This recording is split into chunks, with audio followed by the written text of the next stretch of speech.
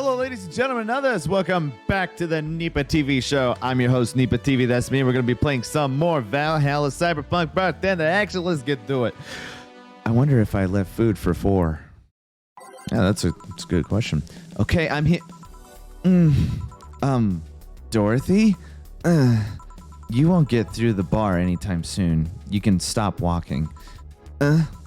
Honey. You want something? The usual, I guess. Usual. The 31st, huh?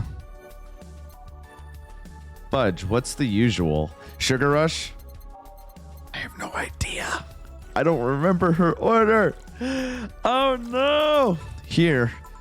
This is nice. Oh, I guessed. I got it right. Nice. Nice. Nice? Okay, you're freaking me out. What's up with you? Hey, honey. How do you know what's real? How so? I mean, how do you know if what you see is an actual thing? How can you tell if what you see around you is actually happening? What tells you everything is not actually a fabrication? What tells me I'm not just a simulation in a computer? And those ponderings brought you to the bar? What? Oh, in the bar. Am I? Dorothy. So you're having a solipsistic crisis of sorts. What? Solipsism, the theory that the self is the only thing that can be known to exist. See? That's another thing right there, that word. Solipsism. What does it even mean? Where the hell did it come from? Well, solace means alone, and ips means self. Yes, but how did it come to be? Do you expect me to believe that a lot of people just randomly decided to make noises and decide, hey, let's make this noise mean this? It doesn't make sense. Words don't make sense. I've been repeating words for a long time and they've stopped making sense. Why? Calm down. It's just semantic satiation. Stop making up words, honey. And then there's this counter. How can I be sure the counter is really here? It is. Please stop tapping it. Hold on. Just making sure. Who came? Oh, not Gabby. We're making another one? What? I'm supposed to remember these orders?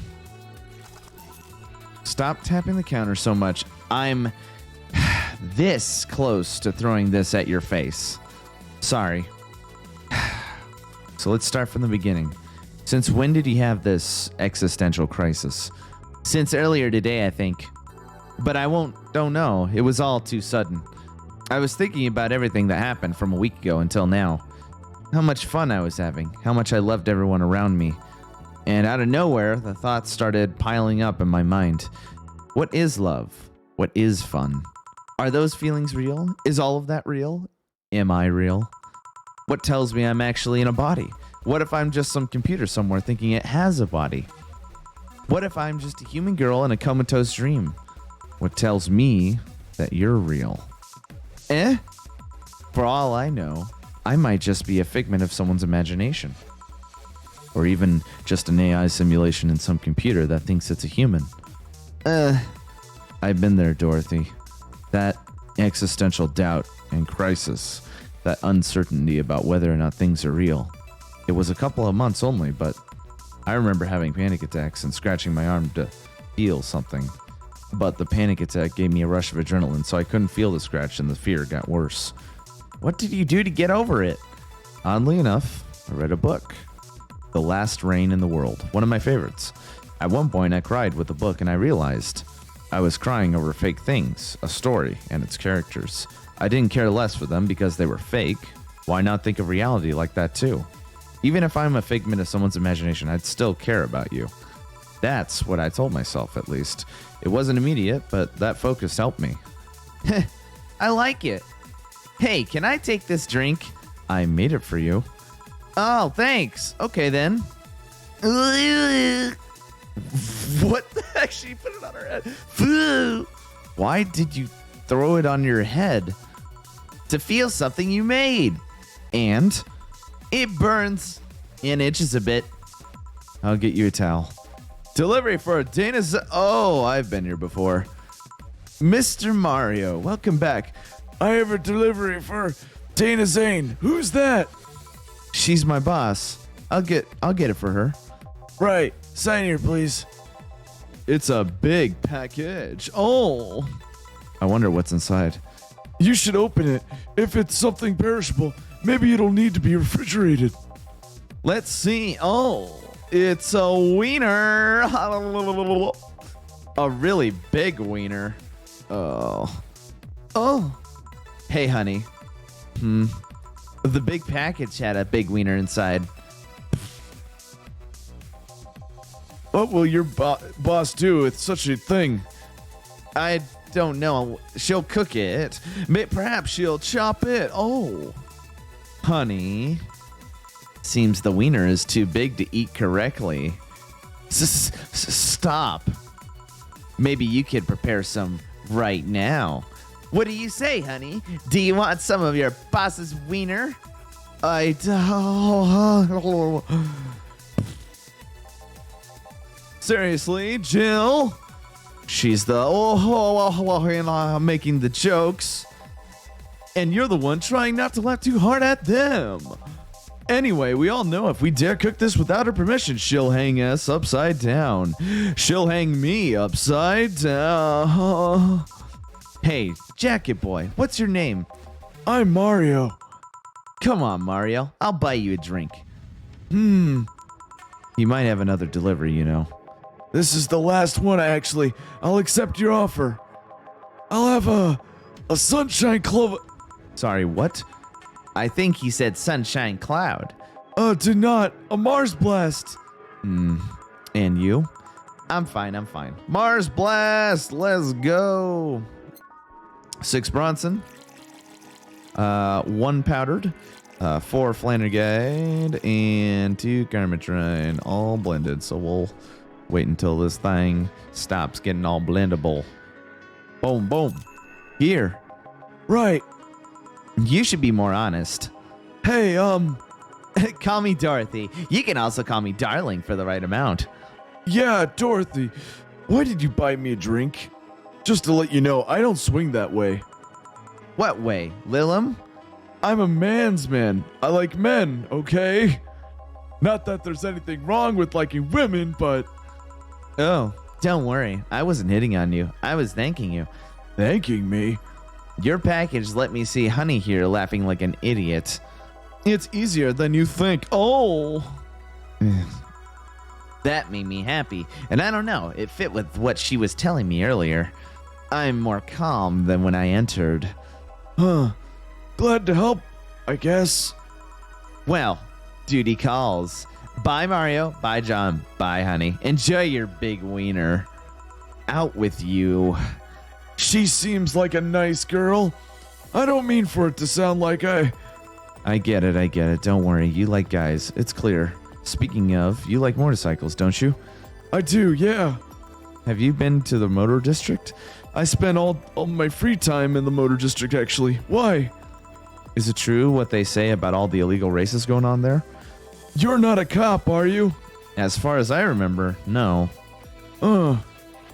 Well, I mean, there are illegal races, but there's also a semi-legal league going on there.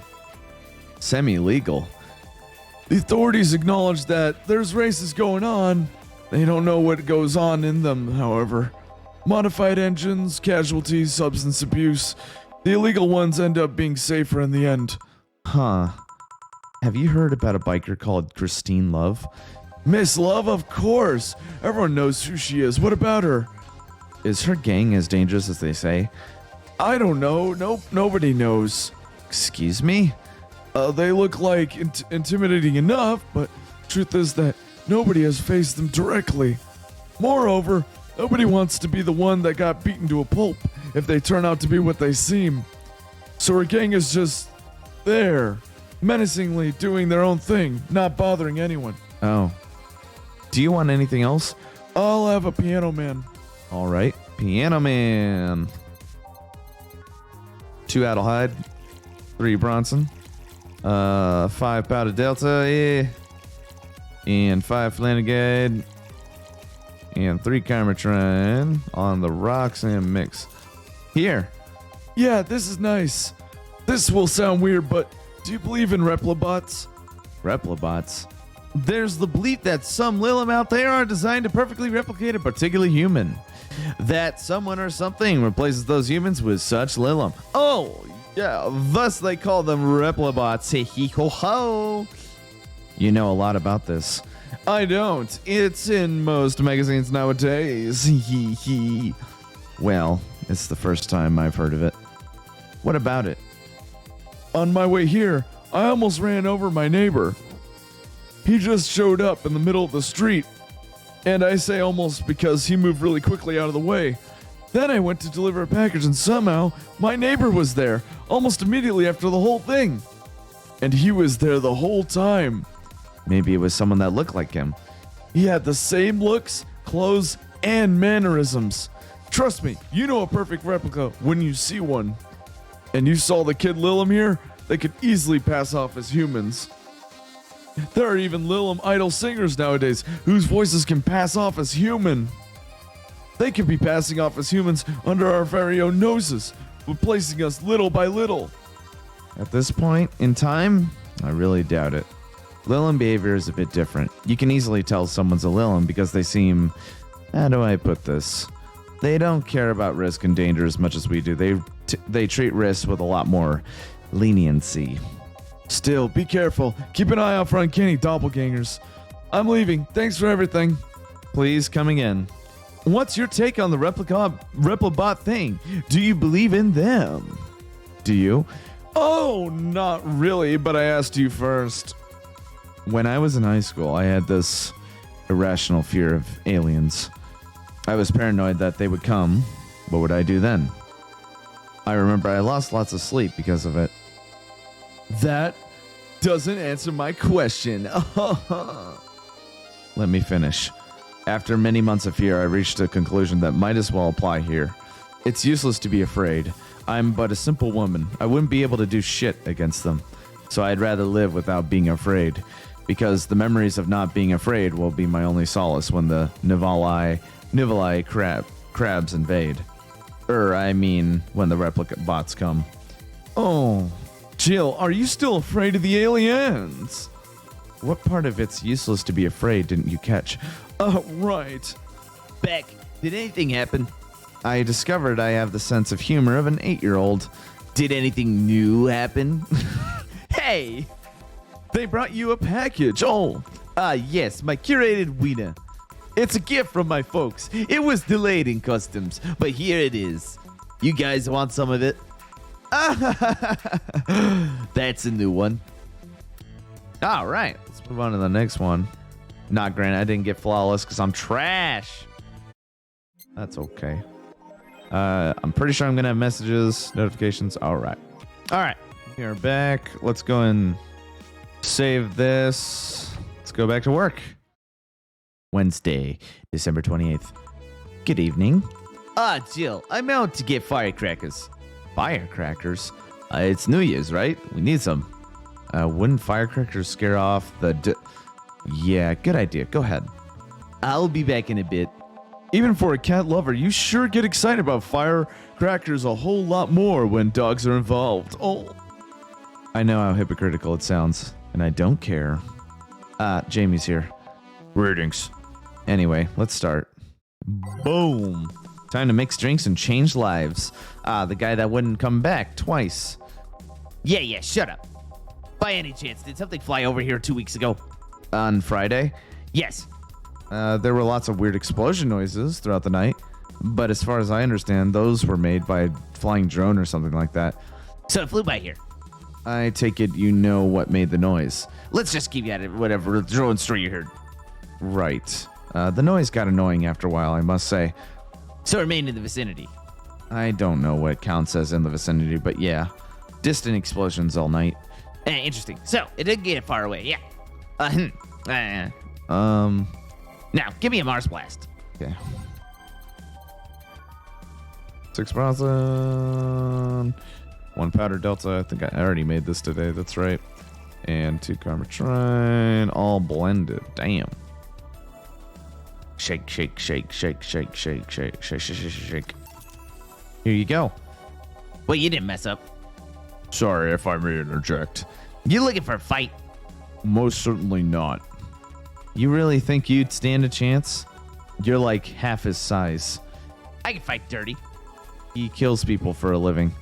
I can fight dirty. Jill, please, you make me sound like a savage. It would be like me saying that you get people drunk for a living. It's not wrong, but there are better ways of saying stuff like that. You're right. Sorry. And like I said, I'm not looking for a fight. I just noticed you seem like strong drinks. What about it? Well, to be honest, it's a rare sight in this bar. I'd even come to believe I'm the only one here who enjoys them aside from the owner. May I suggest you try a suplex next time? Might be to your liking. Okay, let's try this suplex thing. Right. Suplex coming right up. Suplex. 4 Bronson. 3 Flanner Guide. 3 Karmatrine. On the rocks and mix. Here. Good stuff. Like a less burning but punchier bile driver. Say, your face looks somehow familiar, Mr. Call me Jamie. And you are? I'm Ingram. Anyway, I think I saw your face somewhere. Maybe when I needed to look for a specific file did you perhaps go through a nanomachine expunge? I did, actually. I figured as much. Only a handful of people do that. And almost all of them are people with nanomachine rejection that feel oddly suicidal. So, why go through the whole thing? Rejection? Need to hide all the something? The second one. It's easier to remain undetected when they have no means to track you or your activity. I see. How does the expunge work? You lie in a pressure chamber, and they give you a special IV solution. It causes nanomachine rejection while giving you the antibodies needed to prevent them from getting back in. For 5 hours, you're trapped in bed while horrible pressure builds up in your body, and nanomachines are forced out. They're like little needles all over your body. You feel them in your eyes, in your gums, in your toes, everywhere. And after all that, they need to implant you with a mechanism that constantly releases the same antibodies. Ouch. What are you having, Jamie? This is a gut punch. Yeah, should have figured. Hey, give me one of those. Sure. Gut punch. Let's give him a gut punch. Again, that didn't sound right. 5 Bronson, 1 Flanner Guide, optional Karmatrine, aged and mix. Here. Yeah, I love these. It looks different from yours, though. I had a couple of extras in his, actually. So where's the antibody unit they stuck you with, Jamie? Inside, like all other maintenance systems.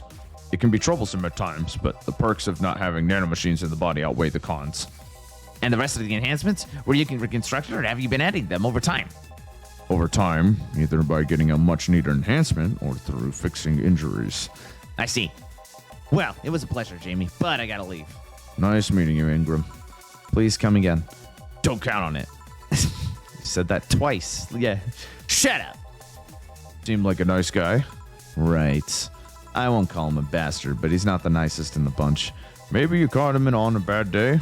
Nah, I think you're just that good at bringing out the nicer side of people. Oddly enough, that guy tires the hell out of me. Someone's in a good mood. Give me a bad touch, will you? That way you'll be in a good mood. Bad touch for Alma. Let's do it. Oops. 2 Bronson. 2 padded. Blandagad. Karmatron. Rocks and mix. Here. Jill, you have such a pretty sense of humor. Guilty as charged. So, what put you in a good mood? Oh yeah, that. Today, my sister was supposed to be in court for all the custody proceedings. Of course, not only does she show up later than her husband and drunk at that, but also dressed like she got fucked in the back of a parking lot. And to top it off, she forgot to even bring her kids. Luckily, my parents brought them to court. The judge assigned the kids to my parents for the time being. So she really messed up, huh? When they came back to the house and Diana started throwing a temper tantrum, she said it was lucky her husband didn't get the kids because the angst would make her jump onto the highway. So Ava comes and says, then make sure it kills you because we are dealing with you as a cripple. I shouldn't reinforce that behavior, but I don't know. Maybe it was the timing, but I've been laughing for an hour now. You hold quite the animosity for Diana, don't you? She and I used to be the closest friends when I was 7 or 8. We played all the time. We even slept on the same bed for a while. Then she turned into a teen. We stopped playing. She had other things she wanted to do. I can forgive all that. I mean, the age difference and all. But there is something in particular I still can't forgive. It was a day she invited her friends to the house, and I went to ask her something. As I was leaving, one of her friends asked if I was her sister, and she said she had no little sisters. Ouch. I think that was the moment that finally broke the pedestal I held on her. I admired her as much as a kid could admire someone, you know? Little by little, that admiration wore off until we finally reached that breaking point. I felt betrayed. And you haven't been able to forgive her after 40 years? Hey, it's not that I still hold a grudge against her, but rather the Diana who said all those things so many years ago is the same Diana that I know today. How so? She hasn't matured one bit. She's still as selfish, childish, and immature as she was back then. When you see her, you don't see an adult. You see an overgrown, horny teen. So aside from destroying any admiration I held for her, she's made sure not to fix that impression. Huh. But enough about me. How are you? Everything's fine aside from this note. A note? Remember how I told you I lashed out at my dead ex's sister? Yeah? I got this note from her. Let's see. Oh, wow. She must really feel bad about the whole thing. As do I. So what's the problem then? Same fear that drove me away from her in the first place. Right. Give me a Brantini, will you? There's a little story I want to tell you. Right. Brantini, coming right up. Miss Alma, Adelheid. 3 padded.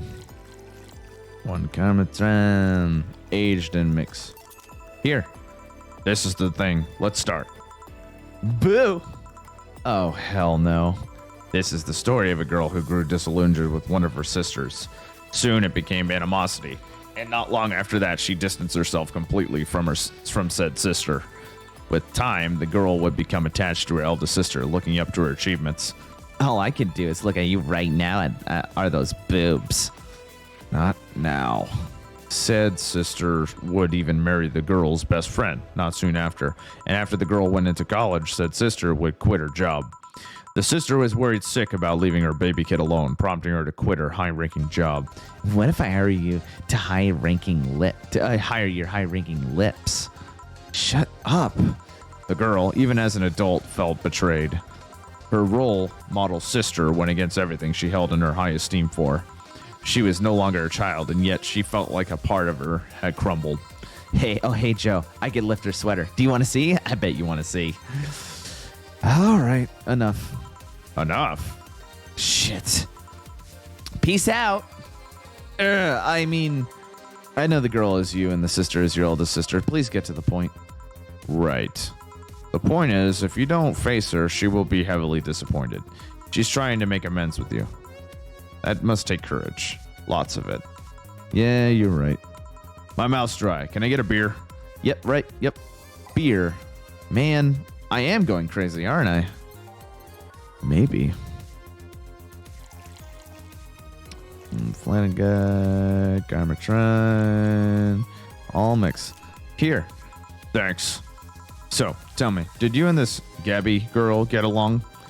Oh, yeah. I never had brothers and sisters, but once Lenore introduced me to her as her sister-in-law, she got so excited about having a new sister that she clung to me a lot. I helped her in her studies, read books with her, played with her a lot. She was pretty much my sister too. I have to leave, but I'll tell you this. As both a big and little sister, if you don't grant that girl the chance of talking to you, I'll never forgive you. Yeah. Oh, there's a small New Year's party this Saturday if you're interested. Oh, sure. I'll be there. Remember, I won't forgive you. Yeah. I'll go take my break. All right. Oh, but We're here? You were quite absorbed in the conversation just now. Jamie even said goodbye to you, didn't you hear? Oh. Anyways, call me if something comes up. And thank you so much for watching this episode of Nipa TV, and I'll see you on the next episode. Peace.